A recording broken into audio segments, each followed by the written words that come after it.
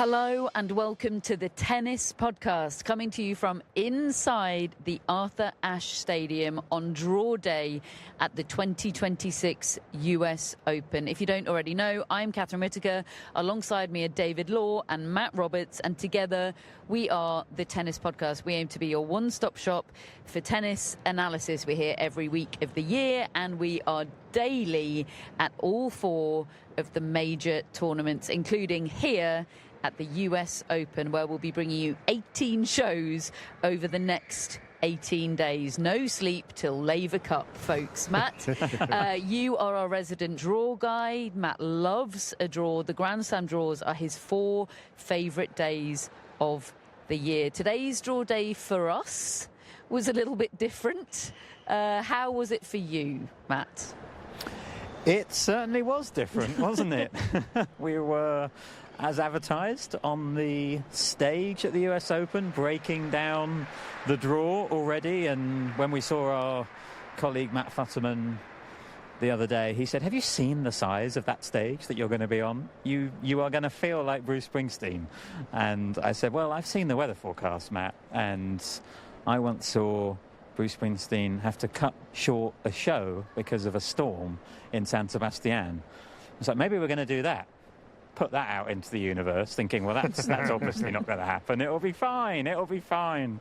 Well, that is exactly what happened. We got 20 minutes into our draw breakdown, and then the lightning came, the thunder came, the rain came, and it was a big evacuation situation. To be clear, we're not just pathetic Brits that can't hack a bit of rain. This was a health and safety situation. We were given no choice but to evacuate due to lightning. But they do say you should leave people wanting more. And we hopefully did do that in our curtailed show. Thank you to everybody that showed up and really showed out for us in challenging conditions. Yeah, that was amazing, actually. We had a really nice crowd of Tennis Podcast listeners who'd brought their umbrellas, were sticking it out during the rain, bringing the vibes for the show. It was really lovely. It was good stuff. And those people will have heard the takes that we're about to give on this show already. Some of them. There were the takes that were going to come in the second half of the show that we never got around to, so do stick around for those. The ripples of applause, incidentally, that you can hear are for the players that are practicing on the court at the Arthur Ashe Stadium. In front of us here, it's Alexander Zverev and it's Leonard Tien. Lots of applause for Leonard Tien and Michael Chang, who is supervising courtside his coach. And I think that might be, David, one of Michael Chang's children that I met as a baby at a Champions Tour event some years ago, which is extraordinary. The passing of time is an extraordinary thing, folks. Returning our attention to the draw, we've done a lot of shows over the past few days. You've already both given your US Open predictions off the back of what we've seen in the hardcourt season so far, the champions in Canada and in Cincinnati. David, you had picked Ben Shelton for the men's title and Coco Gauff for the women's. Matt, you had picked Carlos Alcaraz for the men's title and also Coco Gauff for the women's. Let's start with the women's. And I guess my question's going to be the same for both draws, but I guess it is, does the draw change your prediction? Does it change how you feel about Coco Gauff or the various other contenders for this title? You know, it was interesting. When I saw the draw initially, I thought my perception is going to change, because actually Gauff looks like she's ended up in a really unfortunate section of the draw compared to, say, Aryna Sabalenka, who's in the opposite half, who's at the top of it, who I think has got a far more preferable draw. But Gauff, despite the fact that she opens against Sonmez in the first round and could play either Badosa or Kasatkina in the second round. She could play Sara Balic, who had that great run recently in the third round. You know, these are tough opponents. It could be Jovic or Iala in round 4. That's just to get to the quarterfinals, where, you know, she's in a section with Andreeva and Anisimova. It's a tough half of the draw. There's Swiatek down there as well as a potential semi-final opponent. I still ended up coming out thinking I back Gauff, I think, in all of these matches based on what I'm seeing. And the player that, from her perspective, would worry me the most normally would be Sabalenka at this tournament. And yet I don't think she's in good enough form. So, yeah, I still end up predicting Coco Gauff to win this title. Matt? I'm less concerned about Gauff's opening couple of rounds, I think, than David. I feel like Kasatkina Badosa, to me, I'd be quite concerned about that in like 2022 maybe for Coco Gauff. I feel like she should be able to navigate that pretty well here. Is Sonmez round one tricky? I don't think so. She's not been in any form of late, has she? No, look, she's a good player. Came out hot at the start of the year, yeah. I struggle to see how she really hurts Gauff, and I think the reason we're so confident on Gauff is because she looks secure in her game suddenly, and she's ironed out the issues that we've seen for quite a while in terms of the serve and the forehand. They've looked a lot better recently, and Coco Gauff a year ago with the form she was in, I really probably would share those worries about the first few rounds, but I just have real faith in the way she's playing right now.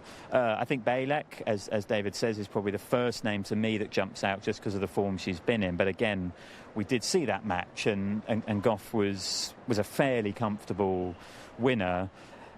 To me, the fascinating element is Iala being in Gauff's section, potential fourth round. I should say Jovic has got a really good head-to-head against Iala, and they could meet in the third round.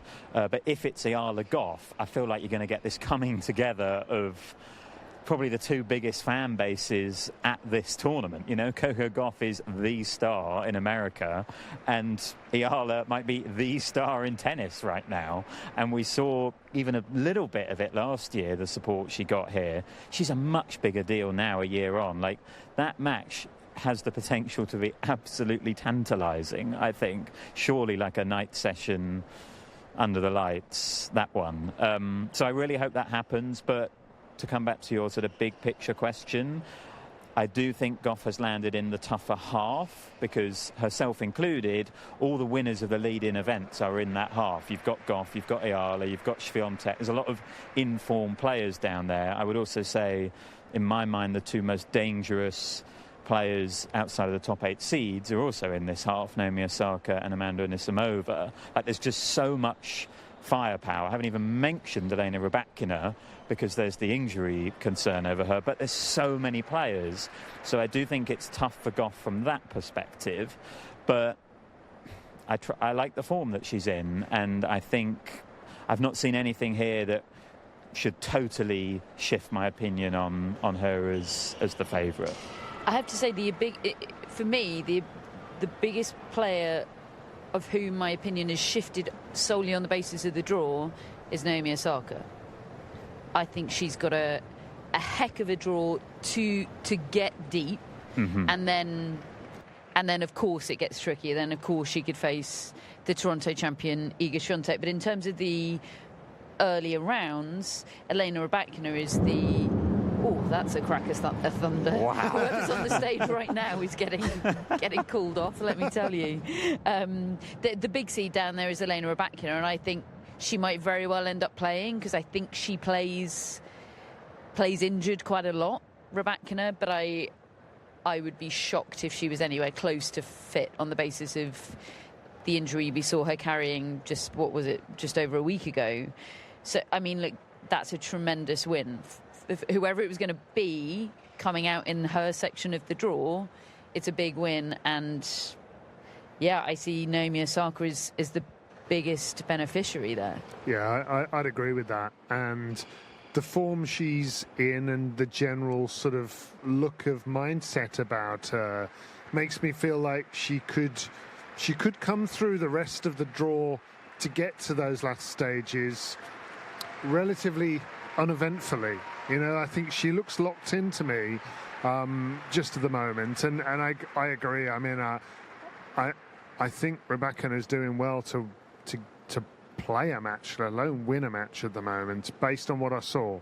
Now, you can sometimes do things out of precaution, but it didn't look like that to me. It looked like something had gone, and that she just couldn't play anymore. Now, so whether she gets to even the start line, we'll have to wait and see. I mean, that, she's going to leave it as long as she can. But yeah, I agree. Naomi Osaka has come out well there. And they're two players, of course, Osaka and Rybakina, with opposite preparations coming in here. Obviously, Rybakina carrying that injury, whereas Osaka should be fresh because she pulled out of Cincinnati citing the fatigue, but also I think targeting the US Open, back on hard courts, her favourite surface. She's had lots of reasons to be positive over the last few months. I think she's targeting a really deep run here again like she had last year. Have you seen her Instagram content, Naomi Osaka? Sure have. Even I saw it, Catherine, and what I didn't expect to see was Naomi Osaka in one of her really fancy, very cool outfits draped over our press desks. Yeah, it looked like she was sort of getting ready for the Met Gala at our media centre desks. Yeah, good for her. Yeah, good for her. So Osaka has come out in the... as I say, in Rybakina's section, so in theory they would meet in the fourth round if Elena Rybakina, or if either of them get that far. Other seeds in that section are Maria Sakkari squeaking in as a 32nd seed. Elisa Mertens is down there, the section just above that. You've got Belinda Bencic, Madison Keys, Marie Buzkova, and you've got Iga Świątek, who would be heavy favourite to come through that section, and a Świątek-Osaka quarter-final would be quite a thing to look forward to, I think. Yeah, it would, and that's the one cautionary note about looking at anybody as having a good draw. Eventually, you're going to run into somebody bloody good because this draw is so packed full of great players. But by that time, whoever it is you play, they're likely to be in cracking form. That's why I just don't think Rybakina, for instance, gets that far. If she did, chances are she's physically fine, but I don't think she is physically fine. So, yeah, Świątek, Osaka, I mean, that's a tantalising prospect later in the tournament. So that's the bottom quarter of the draw. The quarter above that is where you find Coco Gauff. It's where you find, as we've mentioned, Alexandra Iala. You've got Sara Balic, who's a seeded player at Islam for the first time, 28th seed. She's in there. You've got Iva Jovic, Amanda Anisimova, Matt's favourite player, of course, Anastasia Potapova, who's been doing chaotic things on Instagram. Very different chaotic things to what Naomi Osaka's been doing. What's she been doing? Oh, David. She has called out a United Airlines employee, Mary, and posted her picture. Oh, my goodness. This is Mary. And what's Mary done? Unspecified rudeness, a very unspecific... Yeah. Potapova basically wants Mary fired. Yeah. I shouldn't be laughing. She's posting people that have DM'd her saying, I had the same experience of Mary. I'm with you. Let's bring this woman down. So, yeah, Potapova, 24th seed. She's in that section. Yelena Ostapenko. And there at the top of it is the French Open champion, Mira Andreeva, who has played some good tennis in fits and spurts throughout this hard court swing, but doesn't feel convincing as a player to go deep here despite her seeding. I feel like I'm always going to feel a bit on the edge with her, like she could have one of her concentration lapses and teenage moments at any given time. Yeah, and I know that she was very honest speaking to Matt Futterman in Cincinnati about all the thoughts that are in her head right now when she's stepping on court. And I think she is very openly struggling to deal with being a Grand Slam champion and carrying that onto court and the weight of expectation, I think, in her own head as much as from the outside. And we've seen that the stress has been back in her matches in recent tournaments. And, you know, she's got a kind of tricky first round match against Janice Chen, who's a very capable player, a very crafty player. Normally Andreeva sort of handles those sorts of players pretty well because she's capable of being really crafty herself as well, and she's got a bit more game. So I do think the matchups are actually okay there, but yeah, there's there's a lot of good players in that section. Ostapenko, Bartenkova, Valentova, Potapova, and then Anisimova is the one that's jumping out to me, and obviously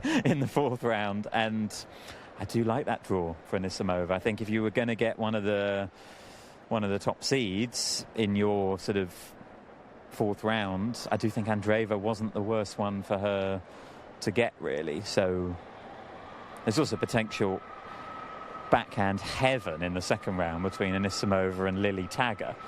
I will be there if that match happens. So that's the bottom half of the draw. You've both got Coco Gauff coming through that to make the final. Top half of the draw, obviously Aryna Sabalenka, the defending champion, is the top seed. Has she got a Barbora Krejcikova problem looming? Yes, she has. I'd be surprised if she doesn't end up facing Krejcikova for a start. And we know Krejcikova, as a former Wimbledon champion, is very dangerous. And I'm just not convinced about Sabalenka generally at the moment. She is a fascinating player to follow throughout this tournament, because we've tended to see a couple of decent rounds from her at a tournament and then just a really anemic, inexplicable sort of performance, and she's just not the player I think of as the inexplicable performance player. I think that is a potential upset really for Krejcikova, and it wouldn't even be the biggest upset because she's that good. But you know, even if you go through the draw, there are other players there, in Schneider perhaps in the fourth round, and maybe the Wimbledon champion Linda Noskova or Marta Kostyuk in the one after that. And at the same time, Sabalenka is probably the favourite in all of those matches on paper. I'm just not convinced about her being in the best frame of mind and trusting her game right now. How do you like Sabalenka's draw, Matt? It is hard to look beyond Krejcikova, as you say, just because that's such an obstacle. It would be for anyone, but especially I think someone who's been having difficulty in tight moments. You know, like sometimes Krejcikova can be really clutch. You know, like we've seen her play great tennis from like match point down and that kind of thing. Like if that match were to get close, I would struggle to back Sabalenka in the form that she's been in recently in those big moments. That being said, like the draw for me for Sabalenka was not something that I was going to look at too much, because she's kind of been capable of having those sorts of performances against anyone. You know, like a lot of her losses have really caught me off guard. I wouldn't have necessarily thought that she would have lost those matches. So on paper, I can look at these matches and think, oh, that's okay for Sabalenka, but it ultimately depends which Sabalenka shows up. I think the way we talk about matches being on her racket, that is more true than ever right now. If she shows up and is her best self, this is a workable draw, even with Krejcikova there. If she's anything shy of that, there's obstacles, and I just don't know. Like, part of me is saying it's a Grand Slam, it's different, it's hard courts, she's going to get it together. But a part of me is thinking, well, all the evidence we've seen over the past few months would suggest that's not going to be the case. Noskova, Alexandrova, Kostyuk, all tricky quarter-final opponents for Sabalenka potentially if Sabalenka gets there. And yeah, it is hard to look past Krejcikova, and we know how much Krejcikova will just blooming love that, taking on an out-of-form Sabalenka. Yeah, she'll certainly be able to convince herself that she doesn't have much to lose and that she can play freely. And that's what makes her so dangerous. Just play the role of a dormant volcano. Absolutely. And erupt all over the Arthur Ashe Stadium. She lives for that stuff. Yeah. So that is the top quarter of the draw. The second quarter, so if Sabalenka, as is her seeding, were to come through that top quarter, these would be potential semi-final opponents for Aryna Sabalenka. You've got Karolina Mukova there is the 7th seed. In her section is the American Katie McNally. Emma Navarro is in there. Anna Kalinskaya, the 21st seed. Elina Svitolina, a potential 4th round opponent for Karolina Mukova. And you've got Jessica Pegula further to the top of this section. She's in with Leylah Fernandez, the 31st seed and former finalist here. Jasmine Jasmine Paolini, the 19 seed, and Sorana Castella playing what is theoretically her final Grand Slam. She's announced this farewell tour year, but has sort of accidentally had her best ever year on tour. She insists that the plan hasn't changed, but it's going to be hard for her to stick to the plan and step away, I think. Who do we like in this section, in this quarter, David? Well, Matt, and I think to a degree yourself, have really banged the drum for Jessica Pegula this year, generally as though she's made another breakthrough achievement in terms of her consistency and level, and also particularly here at the US Open. This is where you've expected the breakthrough. And I've been looking for opportunities to rain on that, frankly.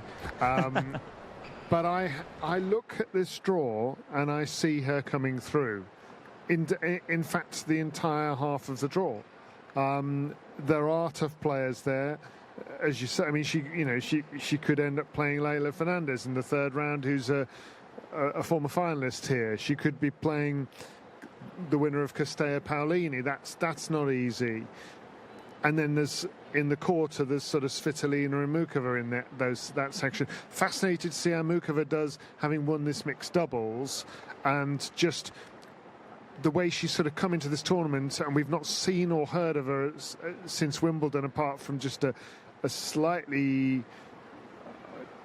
confusing Instagram post, mysterious post about a surgery that she'd had. But she looks great. And they played an incredible match here, Pegula and Mukova. And the vibes seemed really good, didn't they? Yeah, they're absolutely. But I just feel as though, as long as Pegula's fully fit, and I did have some concerns in Cincinnati, if she's fully fit, and I think there's enough time here to have a few days before she gets cracking, I think she comes through that half of the draw. That's music to Matt's ears, a man that has a lot of reputation riding on a big Pegula prediction. Like, why would you make a US Open prediction in March? Why did I do that? Why did no one stop me because from it's doing a long that? time off, and then you could just not have to worry about it for a while. And yet here we are. Yeah, look, I think the jump I felt like Pegula had made is that for years we always talked about her ceiling. You know, she's such a good player, but there'll inevitably be someone who is still just a little bit better than her in a draw. Like, she's so reliable, but can she actually beat the very best players? I just really feel like in the past year or so she has been beating the best players, and her record will show that. The thing she hasn't done is the kind of really leveling up at a slam and suddenly like changing your tour form to be slam form. And we kind of saw that at Wimbledon when she ran into Coco Gauff, and I felt like Pegula had been playing better than Coco Gauff for a while, but Gauff has got that ability to step it up and play these big tournaments in just a different way, and she got the better of her there. But I do like this draw for Pegula. I agree with David. Like being in this half, away from all those players we talked about. Okay, she's in with Sabalenka, who has stopped her here at the US Open the last 2 years, but see everything we've just said about Sabalenka. Sabalenka is not the sure thing to me that she has been at previous editions of this tournament. So I look at that half of the draw and I think Pegula's in really good form herself. She won a lot of matches recently. I see no reason why she can't work her way through this top half and make it to the final. And look, there are obstacles, particularly Mukova if she really gets flowing and playing. But I don't know. I'm going to stick with the Jessica Pegula prediction. To win the whole damn thing. I'm going to go with it.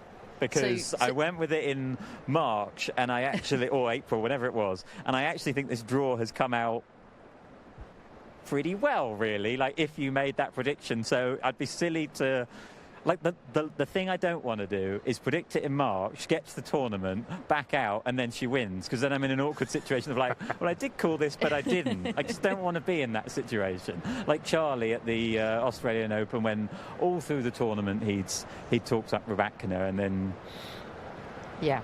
changed his mind before the final, and that was a mistake. So I'm going with Pegula. Matt is a man that commits to his long-range mistakes. Yes. So you're both going for the same final, Gauff-Pegula, but Matt, you're going Pegula to win it. David, you're going Gauff to win it. That's correct. What do you think?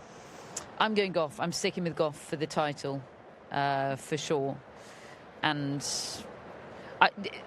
this is really boring, but looking at the draw, I back Pegula too. I perhaps feel less confident about it. I could maybe see a surprise in that top half of the draw, but I just feel secure in Gauff. I'm not, and that made me think, what kind of a draw would have made me back down from my Gauff prediction, and maybe there wasn't a scenario where maybe I believe in her form so much at the moment that I'd sort of back her to come through whatever route, but I certainly back her in this scenario. Is there a danger that in a few days' time we're saying, never as high as you think, never as low as you think? Definitely. Are we too all in on Gauff here, or is the form that she's shown kind of making that assessment of her a little bit less relevant right now, because the game has looked different in these past few weeks? Like, she's been getting wins in different ways. It hasn't been grinding through matches. It's been really convincing, and yet she can still do the grinding if she needs to. Indeed. If she ends up in a tricky spot, which it's rare that you win a Grand Slam without that being the case. I think there is a danger, because this place can do things to her, and it's a pretty anxiety-inducing environment with how much is on her plate. It's just that she's in such a different place as to what she was last year. Do you know, David, I was on Getty Images earlier searching for pictures of Coco Gauff for promotion of this show, and I searched for her and I sorted by most relevant. I searched Gauff US Open, and a bunch of pictures from last year came up. I'd forgotten just how gruesome it was for Coco Gauff last year. I mean, she was sobbing on the court after victories, during interviews. After victory, she was sobbing. It was an ordeal, and obviously that was, she was in the first week of a huge, humbling project with the new biomechanist coach that she'd employed on the eve of the tournament to deconstruct and reconstruct the two most important shots in her game. It was an incredibly brave decision to make at that time before the most important tournament of her year. But the vibes could not be more different. 12 months on for Coco Gauff. I mean, this time last year she'd have been out in that thunderstorm practicing her serve. Right. No need to do that this year. And that's the thing, that the serve and the forehand of those shots you're referencing, they're still concerns to me, in as much as what happens if they go off again in one of the matches. My own conviction may wobble a little if that starts to happen, but at the moment I just kind of trust her game in a way that I haven't for a long time. Likewise. Exciting stuff. I mean, look, I don't think there's many people out there in the world that don't root for Coco Gauff, quite frankly, but Coco Gauff doing well here, it's just a vibe, isn't it? Oh, yeah. It's I mean, irresistible. we're sitting in the upper bleachers of Arthur Ashe Stadium here, surrounded by 23,500 seats. They will all be filled when she plays tennis matches, and people are so into her here. It's great. Yeah, so cool. Okay, that's it for the women. We'll be back in part 2 to go through the men's draw. But before we do that, we want to tell you that the tennis podcast at the US Open is brought to you in association, don't call it a comeback, with Steve Fergal's International Tennis Tours, the premium hospitality and experience provider.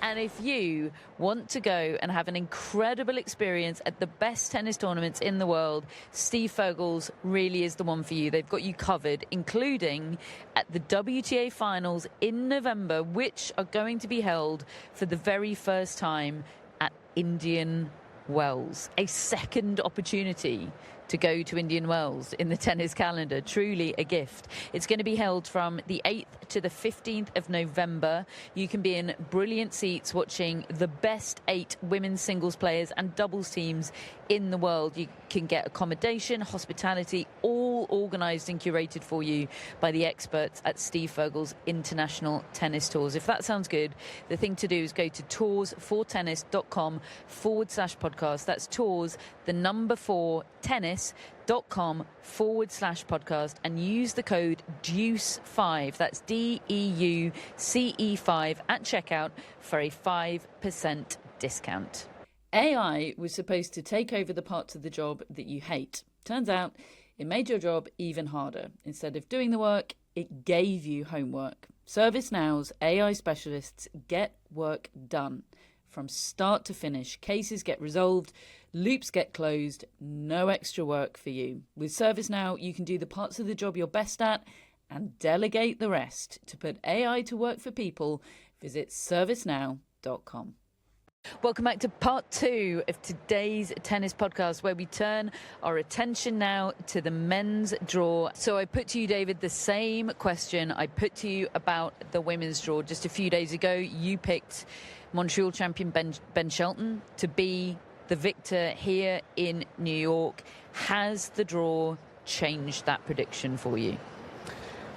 Well, similarly to with Coco Gauff, I think Ben Shelton has a really tough draw on paper. It is a draw that would make me shudder a little bit if I was a Ben Shelton fan. The first round itself, I don't think, is straightforward. He's got a real shot maker in the Dutch player Talon Griekspoor, who we've seen get some significant wins. He beat Alexander Zverev a few weeks ago. He's pushed him to the limit in Grand Slams before. I'd still expect Shelton to come through it. He could have to play the Cincinnati champion from a couple of weeks ago, Arthur Ashe, in the 4th round. They're great friends, those two, real showmen. And that's, on paper, a pretty tough one to pick. And that's just to get to the quarterfinals, where he may be up against Carlos Alcaraz. You know, so on paper, I think this is a horrific draw, really, for Ben Shelton to get through to the final, knowing that maybe a Djokovic or a Tiafoe might be in the semi-finals up against him. And yet I still feel the same. I think Shelton, I think it's his time. I think he's ready. I think his game's never been in better shape. I think he plays his best tennis under the lights in front of packed stadium crowds on the Arthur Ashe Stadium at the US Open. And I think he's going to come through that half the draw to the final, and that there's going to be an all-American pair of trophy holders at the end of it. And bear in mind, if Shelton does it, or frankly if any American man does it, that's the first American man to win the singles trophy here in 23 years, and Andy Roddick. Certainly would be if it happens. Yeah, it's a huge call, I think, that, David, on the basis of the draw. I mean, 3 of the contenders for this title, serious contenders, have come out in the same section in Arthur Ashe, Carlos Alcaraz and Ben Shelton. Matt, you had predicted Carlos Alcaraz to win the title prior to the draw. As Amanda Anisimova walks onto the Arthur Ashe Stadium. Matt's going to be distracted by the backhand for the rest of the show now. And I guess this is a trickier question for you, right? Because it's not necessarily who Carlos Alcaraz has to play that impacts how you feel about his chances. It's, well, what Carlos Alcaraz are we going to get? Carlos Alcaraz was supposed to practice today. He disappeared from the practice schedule. He went indoors. Right, okay, I was going to say it could very well have been because he was smarter than us, saw the weather forecast and decided to pivot. Well done, Carlos. But, yeah, I mean, if 2025 Carlos Alcaraz shows up, draw irrelevant, right? Yes. So it's maybe a trickier question for you. Yeah, look, I just think the men's draw is particularly fascinating this time round because, to me, you can make a case for quite a lot of players. There's quite a lot of players that I think could win this tournament, but they've all got an almost equal but. to their name, you know, whether it be they've never done it before, like a Ben Shelton, or they're 39 years old, like Novak Djokovic, or they haven't played in 4 months, like Carlos Alcaraz. These are all really compelling reasons why they might not win the title. And I'm finding it really hard to pick someone out. So therefore, I'm just drawn to the guy who I know is the best if he shows up anything close to that level, and that is Carlos Alcaraz. And I'm not really expecting him to be at his best in this tournament because he hasn't played for so long, but I'm trying to work out in my mind how good would he have to get to win it. You know, does 80% Carlos Alcaraz win this tournament?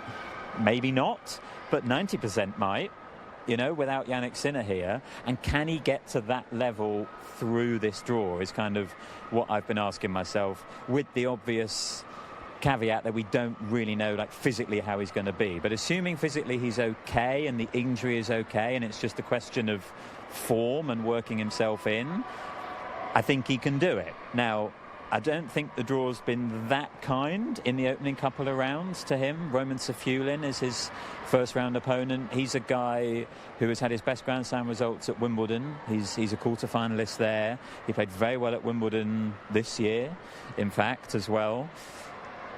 But he takes rhythm away, you know, and I think Alcaraz will be looking for rhythm in his first round. And I just think it's awkward. He's a guy with weapons and power and can take the ball early. That will test quite quickly where Carlos Alcaraz is, as I think will the second round. Either Jenson Brooksby, who is a very capable player, or Jaime Faria, who is someone who has had the best season of his career, has qualified at all the slams before this one, is now in the draw on merit via his ranking. And we saw him beat Ben Shelton the other week, and he's just generally a really solid player. Another test. So I think those couple of rounds are tricky for Alcaraz if he's way off, which he might be. It's very possible that he is way off. But, you know, all-time greats do special things, and I'm just thinking maybe Alcaraz can pull something incredible off. And as you say, the draw doesn't affect it too much because it's just all about how Alcaraz is. But he is in big picture a tricky section because of the fact that Shelton's there and Fils are there, and a bit like the women's draw, so many of the form players have actually all landed in a similar section. Do you both think we will get the Alcaraz-Shelton quarter-final? I'm going to say yes. I do have real reservations about Alcaraz because it's just such an unknown as to what physical state he's in. But given that I've said Shelton will go all the way, I've got to have him in there, so I'm saying yes. But that does mean you don't have your guy, David. And I think I'm more drawn to your guy at this tournament, Arthur Fils. Like, I don't know.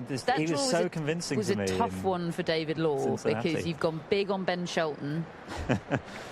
But long range, you're so big on Arthur Fils. He's in the form of his life, and he comes out in Shelton's section. Yeah, I think it's a tough draw for Fils in that regard, because I think if he gets up against Shelton here when the crowd's going wild, I mean, I think Fils loves all that as well, don't get me wrong. I think it's hard for him not to be the guy in a matchup. Not necessarily. I think it's probably harder that Shelton raises his game. And that matchup so far has gone the way of Shelton. I still think the pattern with the Fils backhand being as good as it is should mean eventually that he will become the superior player in that rivalry, because I think Fils is a better player overall. But Shelton here, I just think if he's ever going to win one, same as Roddick, it's here. And yeah, I just feel as though the force is kind of with him a little bit at the moment coming into this tournament. I know he had that early loss in Cincinnati, which gives you pause for thought, but I also don't think that was the worst thing in the world for him. Get plenty of time on this court, plenty of time in the environment, be fully energised. Yeah, I still see Shelton coming through. Maybe it's a stubbornness in me. I don't know, because I've said it early. But I also didn't. You gave me the chance, Catherine, earlier on when we were planning for this, to back out of my predictions by telling me the draw. I'm always fair, David. You were fair, and I've stuck with them because I actually believe in these two players, Gauff and Shelton, in the form they're in right now. This is the very bottom quarter that we're talking about here, the quarter above that. So in theory, the player that an Alcaraz or a Fils or a Shelton would meet in the semi-finals, technically the highest two seeds in these sections are Novak Djokovic and Daniil Medvedev. I mean, at this point, if Medvedev achieves his seeding, I will be absolutely shocked. He was threatening to become a pickleball player 48 hours ago, or maybe flirting with curling. I don't know. Daniil Medvedev, who on earth knows? You've got Frances Tiafoe in this section as well, Valentin Vachereau, Brandon Nakashima. There's tough players in here.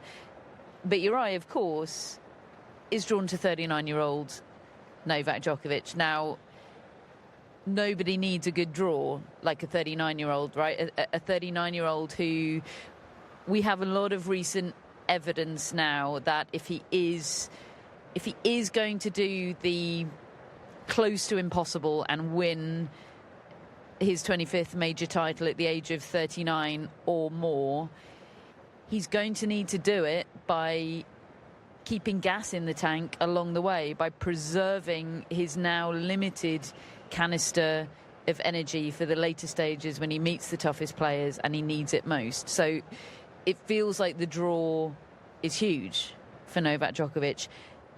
How's it fallen for him?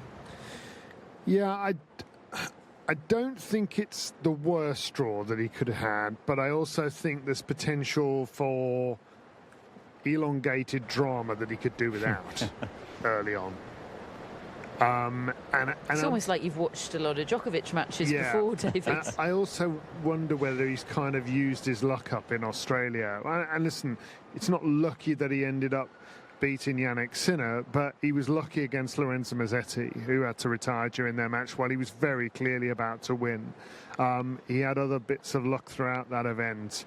And here he is with Navone in the first round and, potentially having to face one of his old rivals in Wawrinka or Berrettini in the second round. I could just really see him having a bit of a scenic route in one or two of these matches and depleting himself. But overall, Nakashima is a fourth-round opponent. I don't think is bad if that ends up happening. Do you not? No, I don't. I think Nakashima's really made strides this year, but I'd still back Djokovic to unsettle him, and because he's a really great kind of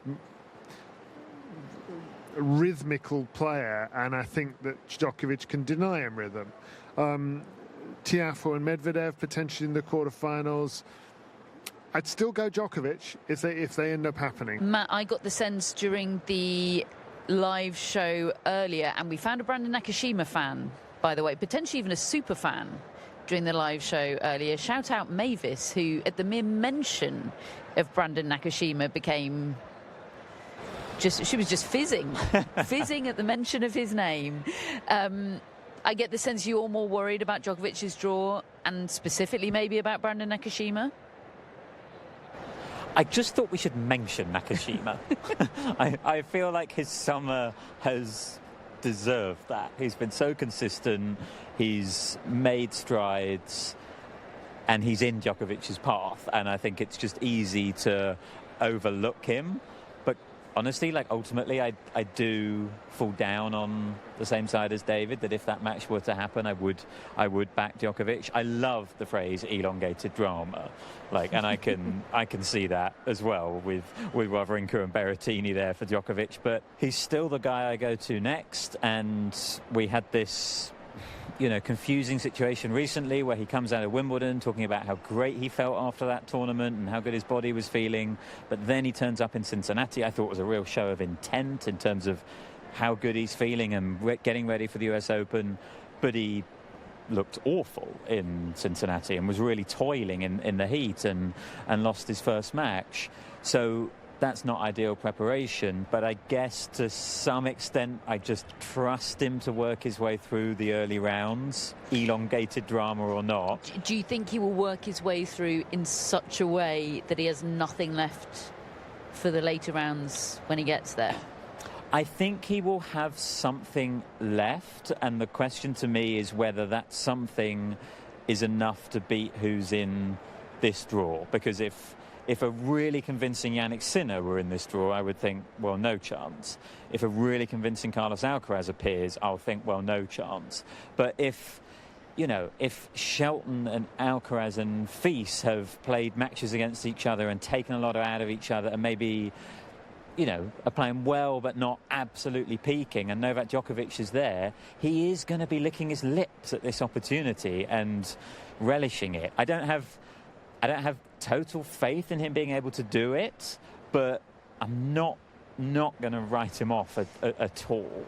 It's a good draw for Frances Tiafoe, isn't it? Given everything I just said about Daniil Medvedev and how thoroughly unconvincing he is. I mean, looking really deep, it's a potential sort of Shelton-Alcaraz semi-final, but in terms of getting to the quarters for Tiafoe, and then, anything can happen from there, I like it for Tiafoe to get to the quarters. Yeah, because I would back him if he played Medvedev.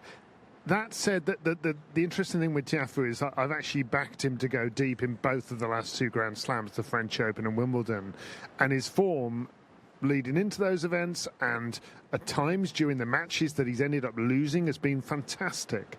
And he's had another great run in Cincinnati just now.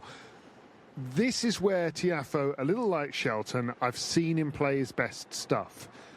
But I feel like there's a mental block there that he needs to overcome in a big match to win. And that would probably require him to do that against Djokovic in the quarterfinals, is what I've got in my mind. And there's a big question mark still there. But it's tantalising as a prospect. See, I think I have it with Tiafoe too, as you've just described, but I have that trauma with Ben Shelton. I think that's why I'm holding back from Ben Shelton a bit. I agree that it's different here, but I am scarred by how thoroughly he imploded in the face of huge opportunity at the last two Grand Slams. So that's the bottom half of the draw. In terms of the top half, Alexander Zverev, top seed here at a slam for the first time. We've just been watching him practice in front of us on Ashe, shanking forehands left, right and centre. Again, in a different way, it's a bit similar to the Alcaraz situation, or maybe more similar to the Sabalenka situation. I don't necessarily feel down on him because of the draw. I just feel down on his form, and I think his confidence. Obviously, in terms of 2026 as a whole, his confidence must be high. But I do think, in terms of the post-Wimbledon summer, he's nowhere near where he needs to be winning this tournament. Yeah, for me. I sort of, on paper, I feel like that shouldn't be the case, that his French Open win and his Wimbledon final should override those things, and that it's okay to have some blips along the way leading into a Grand Slam tournament like this and have some time off and maybe take a little while. But the fact that he lost the first round in Canada and then was beaten fairly early in Cincinnati, but moreover just didn't look convincing, and has spoken a year ago when he lost to Felix Auger-Aliassime, spoken about how he just never really had his timing all summer. And particularly this tournament looks as though he doesn't have the feel on the ball that much. And now, having seen what I've just seen in a practice session against Lerner Tien, where he just didn't look like he got control of the ball. And I realise it's only practice, and that can change, and you can play your way in. And probably, most of the players he's up against early on, I don't really see causing him a problem. Lorenzo Musetti may be in round 4. I think Rafael Hodar is a real threat to him in the quarterfinals. I realise they played each other in the French Open, and Zverev took care of him there. But I don't see Zverev in top seed form or title-winning form here. Yeah, to me, I'm I'm looking at Hodar there as well. Like, I think as much as Zverev's form hasn't been good in the last few weeks on the American hard courts, I do think with Zverev, his record has shown that 5 sets makes quite a difference. Like, it's very hard to beat Alexander Zverev over 5 sets. Even when he's been in really poor form, it's still taken someone to go out there and grab it against him, like Auger-Aliassime last year. And I'm just not really seeing those threats in the first week. Musetti has got wins against him on clay. I remember him beating him at the Olympics and in Rome.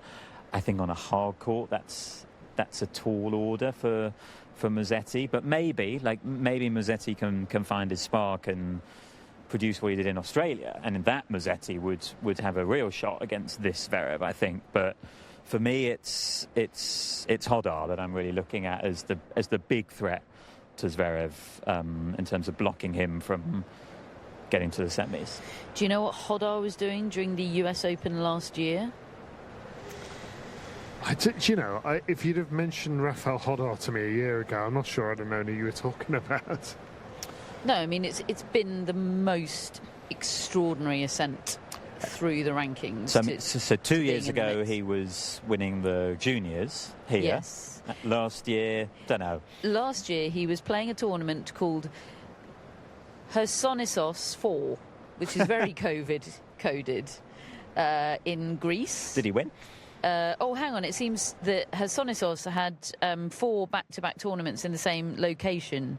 Rafael Hodar played editions 3 and 4, and he reached the final of... In fact, he won edition number 3 on the 11th of August last year, and then he lost to the guy he beat in the semi-finals in Chersonissos 4. So that's what Rafael Hodar was up to last year, and now he's in the mix for the US Open? Yeah, mark? I'd absolutely say so. I would not be at all our definition surprised. of in the mix, for anyone that doesn't know, is somebody that you wouldn't be surprised to see win the title. Yeah, Hodar would be in that conversation for me, alongside Zverev, alongside... Hang on, in the conversation or in the mix? In the mix. Shelton, Fils, even though I think Shelton beats Fils, he's still in the mix to me. Like, it wouldn't surprise me if Fils won that match and then won the title. Alcaraz, absolutely. Djokovic, 6. That's quite a lot of players. Fritz, 7. I think the mix is quite a lot of players this year.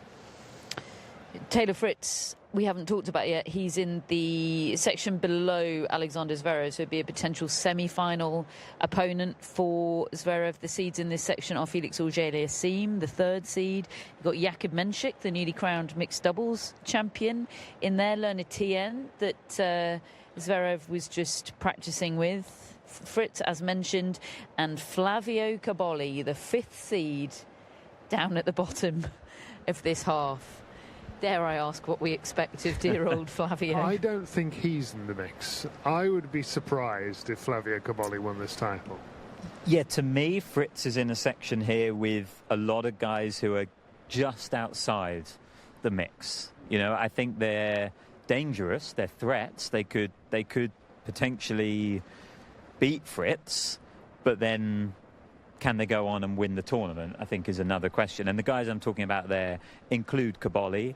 I would say Lerner Tien is in that category of player. Jakub Menšik as well. And Auger-Aliassime, semi-finalist last year. It took Jannik Sinner last year to beat Auger-Aliassime. Now he's had a back injury recently. His form hasn't been the best over the hard court summer, but he did play very, very well against Novak Djokovic at Wimbledon just a few weeks ago too.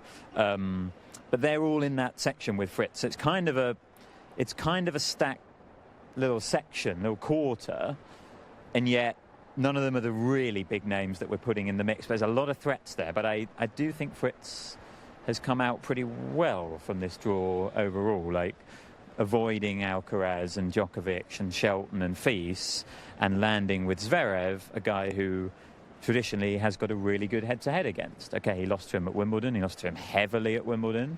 Zverev was awesome in that match, and Fritz was struggling with injury, but he said even if I hadn't been injured, I might well have lost to him today. He recognised the levels Zverev was playing that day. But on hard courts in the US, I do think Fritz still backs himself against Zverev in that matchup in a way that he can't against a Djokovic or an Alcaraz, who just doesn't have the evidence of having done it. He can't prove it to himself that he can do it against them, but he can against Zverev. So to me, one of the big draw winners was Fritz, because we're all talking about, can this be an American's time on the men's side, and just think he's a bit more experienced than the other ones, a bit more of a complete player, maybe not in his absolute physical prime because of these knee issues, and that is a concern. That's my but for Taylor Fritz, the knee issues he's having. Is his knee going to hold up? I just think it's not the worst draw for him here. I mean, obviously we know David's answer to this question given his overall tournament prediction, but Matt, if you had to select one of the American men to win this title, I think I would go Fritz. You'd go Fritz because of the draw? Because of the draw, yeah. Are you picking him to reach the final? I think I am, Yeah, which I wasn't expecting. Well, that's the beauty of draw day. Yeah, because tennis is about matchups and rivalries, and these things matter. Yeah, I agree. There's a lot of apocalypse. The gods do not like my Fritz prediction. If you're hearing this right now, it does mean we survived whatever we're about to encounter when we leave the Arthur Ashe Stadium. My goodness me. So, okay, Matt, you're going for an Alcaraz-Fritz final. Which feels mad, but here we are. David, who are you picking to come through this top half and play Ben Shelton in the final? I'm also going Fritz, which means I'm going for 2 All-American finals. He knows his audience. Incredible from David. Well, that'd be quite something. I mean, I was thinking earlier that in terms of stories to come out of this event, that is perhaps second only to Djokovic winning 25 as a kind of narrative. To have American domination of this tournament after all the years of, particularly on the men's side, of fallow land, this would be quite incredible.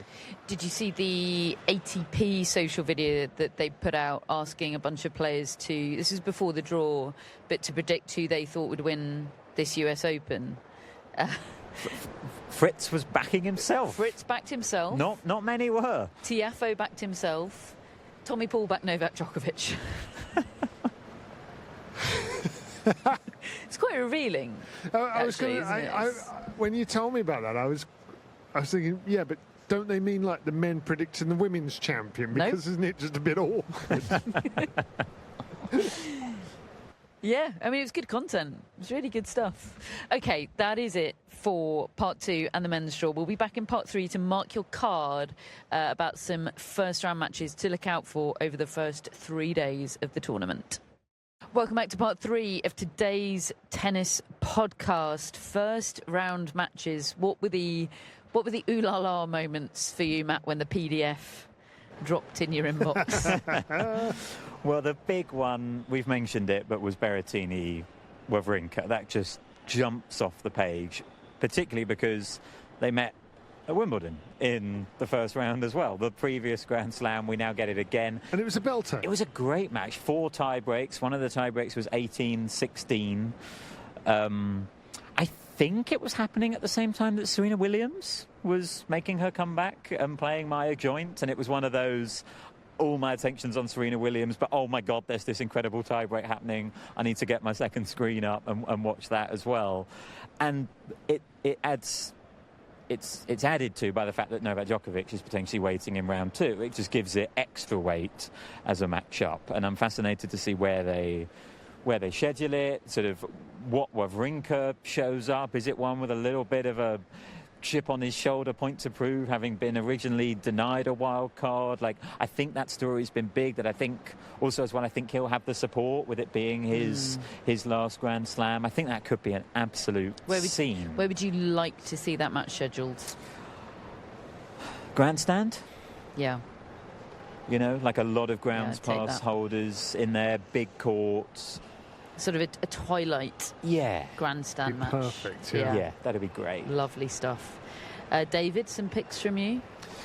Yeah, there were 2 or 3 really. I mean, on the women's side, there was Venus Williams against Sophia Kenin. You know, you got Kenin, who's won a Grand Slam, been in another final, who's a feisty American. You got Venus Williams, who's mid-40s and still revered and loved everywhere she goes. You know, it's a great scene, isn't it? And I think the winner of that would play Pegula, which is quite something.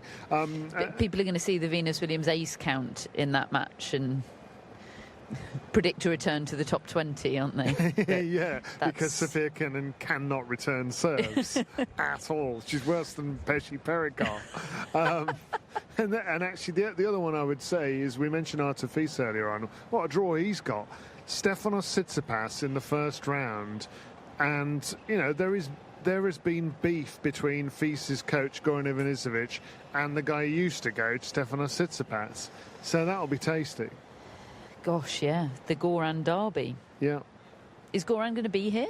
No, I think he's going to be back in situ in the autumn, in the fall, for the Asian tournaments. And even Shinkush, they basically share the duty of coaching Arthur Ashe. He's going to continue. He's been in Cincinnati in Canada. Are you telling me that if Arthur Ashe goes on a run, Goran's not going to get FOMO and hop on a plane? I am not telling you that, no. But that's not the plan. Watch this space, folks. Any other cards to mark with first rounders? I think Musetti Ferry is interesting. Like 2 very stylish players. Like, I'm just interested how Ferry's going to get that'll on look lovely, post Wimbledon, trying to back up that big breakthrough. And then for lols, you look no further than Yelena Ostapenko against Tatiana Maria. Because this is such a hipster pick, but you won't regret it, folks. Right. We'll all be there. Like, contrast of styles is something we always look Contrast for of in attitudes. matches. And you cannot get more contrast than these two. Contrast of fashion, just everything. Yeah. Yeah, that won't disappoint. And look, I've actually forgotten who Alexandra Ayala plays in round 1, but regardless, that's where the vibes are, folks. I mean, I don't know whether you'll be able to get anywhere near it. I don't know whether the tournament will feel like they have to schedule her on a ticketed court for safety reasons, genuinely. But if it isn't, and you can get near it, I suggest you do, because sampling that vibe is something very special. She has a qualifier in the first round. And as of right now, we don't know who all the qualifiers are because it's been raining today and they haven't finished the qualifying. But there are some potential, as we're recording here right now, big names that could get through and could face Ayala in the first round. Yeah. I mean, it's going to end up being our show tomorrow now, where we bring you the results of who's qualified. We know that Grigor Dimitrov's qualified because his third round qualifying opponent, Otto Virtanen, had to withdraw ahead of today. So Grigor gets into the main draw, but none of the qualifying matches have been completed. Jung Chin-wen is a set-up in her final round qualifying match. Bianca Andreescu is 2 love up. Still only dropped 6 games. Still only dropped 6 games. Coco is back in the stands. We are so back, folks. So look, there's the potential for Ayala against Andreescu, a former champion, or Jung Chin-wen, the Olympic gold medalist. Like, there's good stuff there. Yes, please. Yeah, good stuff. But we'll confirm all of that in tomorrow's show, because I don't know if I've mentioned this, folks, but we've got 18 shows in the next 18 days. Yeah. So anything that we don't cover on one show will always be covered around about 24 hours later. We had a show on Tuesday that feels apt to mention today, because it is our latest edition of Tennis Relived, our bonus content for friends of the Tennis Podcast. This is our history series that we do, delving into the recent, medium and distant past history of the sport and storytelling, quite frankly, or doing our very best efforts at storytelling. And the story that we told this time around was about the 1996 men's draw at the US Open, which had to be redrawn, provoking much controversy and a walkout from Yevgeny Kafelnikov, the reigning French Open champion, who withdrew himself from the tournament in protest and who David spoke to at length for this edition of the Tennis Podcast. And he doesn't mind being punchy, does Yevgeny? Nope. He doesn't hold back. So that is up now for friends of the Tennis Podcast. If you would like to become a friend of the Tennis Podcast, the link to sign up is in our show notes, and it also gets you access to the Barge, our community safe space platform for talking about tennis with like-minded people. It gets you access to the writing of our brilliant writer Hannah. She's written a column previewing the US Open, dovetailing with a review of Novak Djokovic's documentary. It's excellent stuff. She's such a special talent. We can't believe we have her on the team. And if you're a friend of the pod, then you get access to all of her work, and you also get significantly fewer ads. What else do you get, David? All sorts of stuff. Yeah, you get Q&As with us once a month on YouTube. Monthly live shows. And Grand Slam review shows. yeah, where we have voice notes from our very favourite contributors giving us a totally different perspective on a Grand Slam. We have our Tennis Podcast Meet series that we do on the eve of every Grand Slam, where we do a series of kind of get-to-know-you interviews with players that are new on the scene or that we're curious about or that have a particular story to tell, and we'll be working towards our 2026 US Open edition of that tomorrow. So, as I say, link in the show notes. There's also a link there to subscribe to our free newsletter, which is your source of all sorts of fun stuff, including Matt Stat, which is daily throughout the US Open. You ready, Matt? I think so. I wonder how many stats I've done now. You could do a stat on how many stats you've done. If I do that, then I've run out. And that's just about it, folks, for today, at least for us, and maybe for Amanda Anisimova and Iva Jovic, who are, I think, winding up their practice. Yeah, I think they're testing out the electronic line calling system at the moment as well. Right. I can tell them it's working. Except to tell you about Leo, our wonderful US Open mascot, who very appropriately is in rainwear in today's photo. In fact, I think those are little rubber ducks on his waterproof looking jacket. So Leo obviously is in tune with the vibe. Leo says, or Leo's happiest days are spent at the park with his beloved Uncle Paul, a friend of the podcast. Go on, Paul.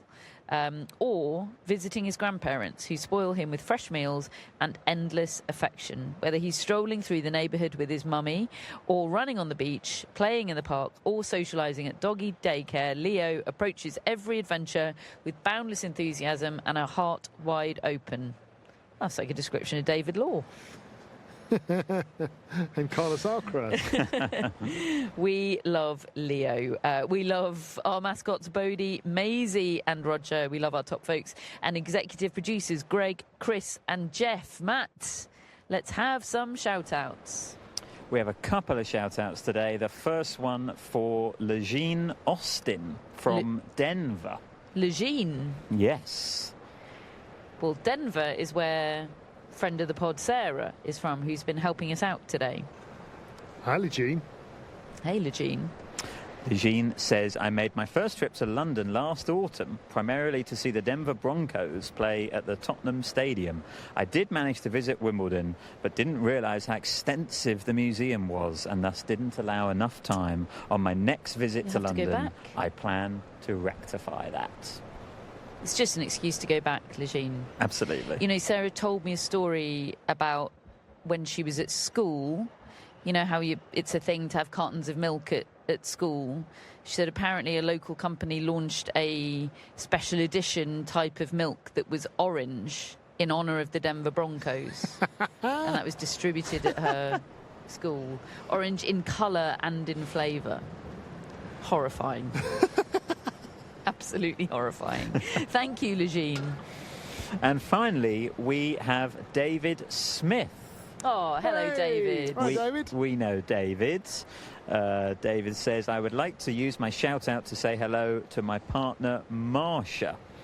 Hello, Marsha. Right, Marsha. And they were married at the beginning of this month, on the 3rd of August. Congratulations. And David says, I've been slowly trying to introduce Marsha to tennis and hope to bring her along to Wimbledon one day for the full experience. In the meantime, I will happily settle for watching from afar with her and our little cat, Binks. Photos available on request, Catherine, David Consider that says. a request, David. Binks is a 4-year-old tuxedo cat who loves chasing balls, falling asleep in front of deciding sets, and catching and eating butterflies in the garden.